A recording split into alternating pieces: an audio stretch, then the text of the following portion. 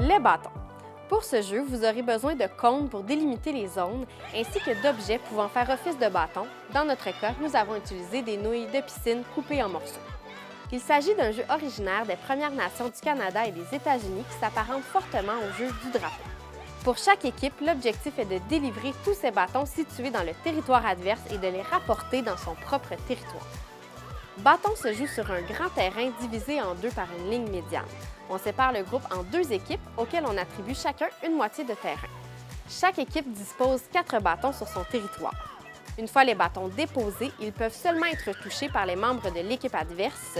Ce sont maintenant les bâtons de l'ennemi. Les joueuses et les joueurs essaient de se faufiler sur le territoire de l'autre équipe pour récupérer leurs bâtons. Mais attention, lorsqu'ils traversent dans le territoire adverse, ils deviennent vulnérables, c'est-à-dire qu'ils peuvent se faire toucher par un membre de l'autre équipe. Lorsque cela arrive, ils doivent s'asseoir en attendant d'être secourus par un membre de leur propre équipe. Lors de ce sauvetage, les deux joueurs bénéficient d'un laissez-passer, ce qui fait en sorte qu'ils ne peuvent pas être retouchés de nouveau par un membre de l'équipe adverse. Si le joueur touché est en possession d'un bâton, il doit le remettre à sa tag qui va le replacer sur le territoire. Lorsque le bâton est ramené sur son territoire sans que le joueur se soit fait toucher, il est alors libéré et ne pourra pas être repris par l'autre équipe. La première équipe qui parvient à rapporter ses 4 bâtons sur son territoire l'emporte.